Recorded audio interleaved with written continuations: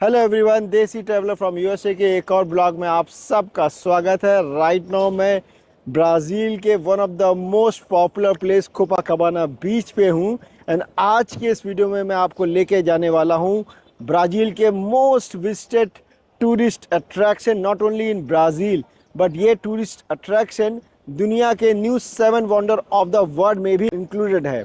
इसका नाम है क्राइस्ट द रिडीमर, जो कि एक माउंटेन के टॉप पे है and it was establish in 1920। तो आज के इस वीडियो में मैं आपको पूरा द क्राइस्ट द रिडीमर पर लेके जाऊंगा, उसकी कई सारी इंटरेस्टिंग स्टोरीज बताऊंगा एंड इसको घूमने में कितना खर्चा आता है, इसको घूमने में कितना टाइम लगता है, उसके आसपास क्या खाने पीने के लिए मिलता है, वो सब कुछ इस वीडियो में आपको लेके जाऊंगा।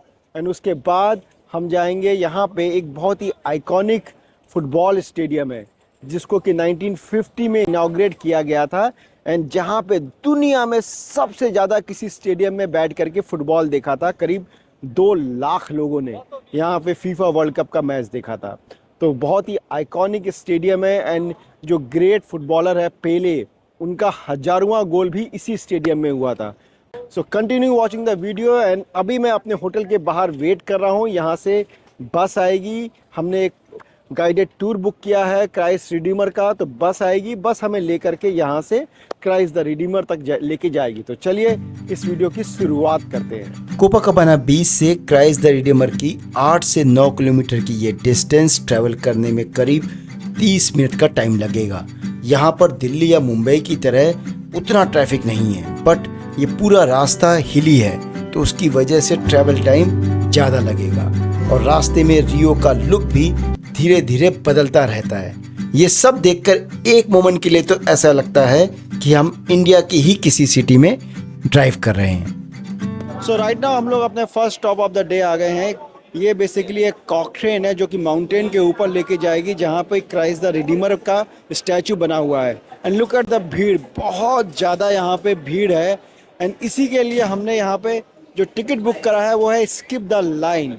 तो skip the line ticket basically थोड़ा सा एक्सपेंसिव होता है रेगुलर टिकट से, बट ये आपको वीआईपी एक्सेस देता है। आपको मोस्टली जो सबसे ज़्यादा क्राउडेड लाइन होती है वहाँ पे आपको नहीं लगना पड़ता है, आपके लिए एक अलग लाइन होती है एंड आप फटाफट आप जा सकते हो।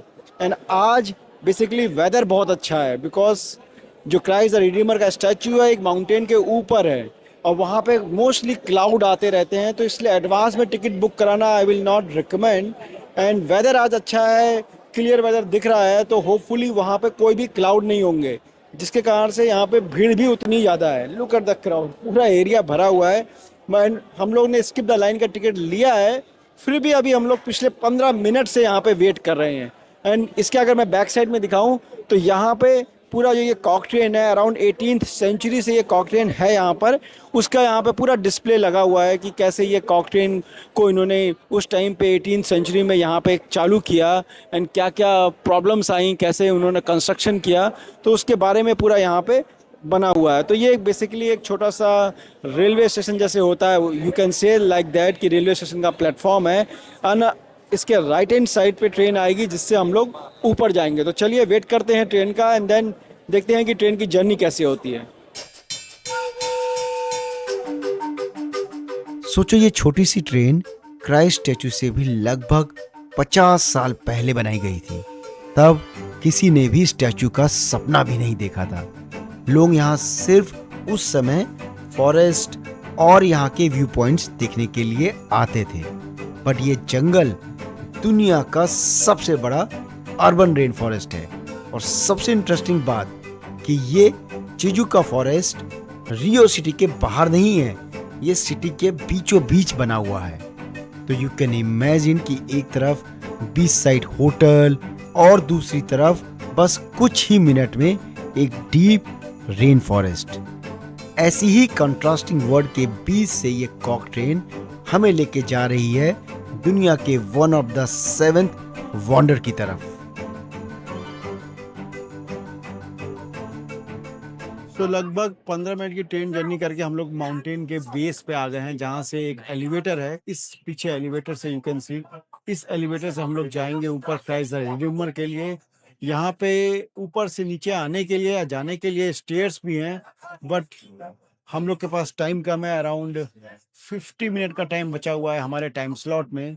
तो बेटर है कि हम लोग जाने के टाइम पे एलिवेटर से जाएंगे एंड आने के टाइम पे स्टेयर से आएंगे।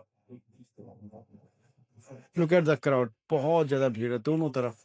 तो अभी जितना टाइम हमें आने में लगा है उतना ही टाइम जाने में लगेगा, बिकॉज ये जो बगल में लाइन दिख रही है ये वापस ट्रेन की ही लाइन है। करीब इसमें भी मोर देन आधे घंटे का तो वेट है। अब ऊपर जाके देखते हैं कि ऊपर कितना वेट है।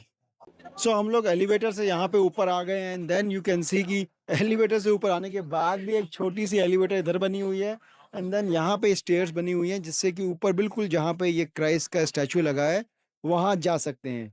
बट अभी हमें जो स्टैचू दिख रहा है यहाँ से बैक साइड का स्टैचू दिख रहा है। एंड जैसा कि मैं वेदर की बात कर रहा था, वेदर यहाँ पे तो क्लाउडी है, पूरी सिटी में सनी है but just this particular mountain के टॉप पे क्लाउडी है।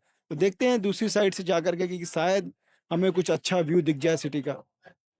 फाइनली हम लोग लगभग 3 घंटे के वेट के बाद यहाँ आ गए हैं एंड लकीली अभी बीच बीच में यहाँ पे क्लाउड आ रहे हैं जा रहे हैं, बट यू कैन सी पीछे कि इस समय एटलीस्ट बिल्कुल क्लियर है। अदरवाइज जो है मोस्टली हम लोग पिछले आधे घंटे से यहाँ पे वेट कर रहे थे, ये बिल्कुल साफ नहीं दिख रहा था एंड अभी ये साफ दिख रहा है। एंड यहाँ पे इस माउंटेन की खासियत यही है कि यहाँ पे इनफैक्ट पूरी सिटी में अगर वेदर अच्छा भी होगा, इस बिल्कुल यहाँ का टॉप पॉइंट है तो यहाँ पे कभी भी क्लाउड आ सकते हैं।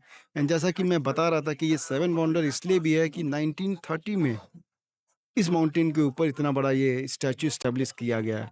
इस स्टैचू का जो हेड है एंड हैंड है उसको फ्रांस में बनाया गया था। तो पूरा मतलब ऐसा नहीं है कि सिर्फ ब्राज़ील ही बल्कि दुनिया भर के बाकी भी कंट्रीज़ का इसमें योगदान था इस स्टैचू को यहाँ पे इस्टेब्लिश करने में।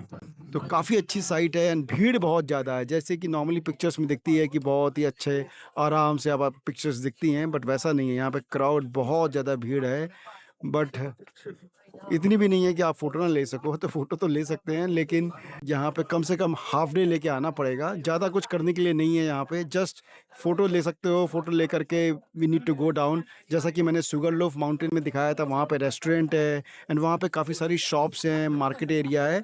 यहाँ पे ऐसा कुछ नहीं, यहाँ पे जस्ट स्टैचू ही है। तो अब हम लोग यहाँ से वापस अपने नीचे जाएंगे अपने बेस पॉइंट के लिए and then will go to the stadium.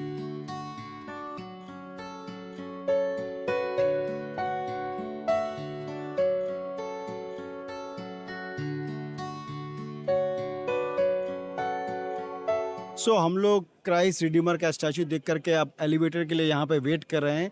And अगर मैं इसके टिकट की बात करूँ तो इसका टिकट करीब पर पर्सन पड़ता है अराउंड 4,000 रुपये का। तो बेसिकली डिपेंड करता है, अगर आप ग्रुप टूर कर रहे हो तो 4 से 5 हज़ार का पड़ेगा।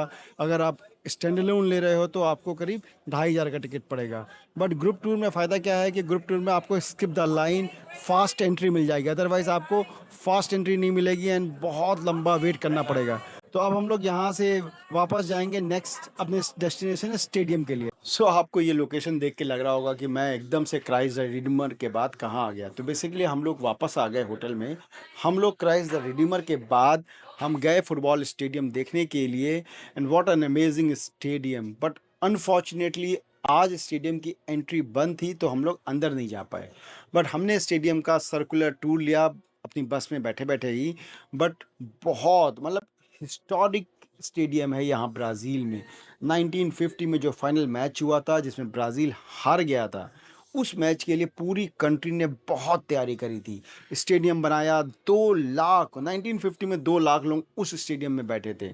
एंड उस स्टेडियम में यू कैन इमेजिन कि Ronaldo and then Pele and then Maradona, कितने महान ब्राज़ील के फुटबॉल खिलाड़ियों ने वहाँ पे मैचेस खेले हैं।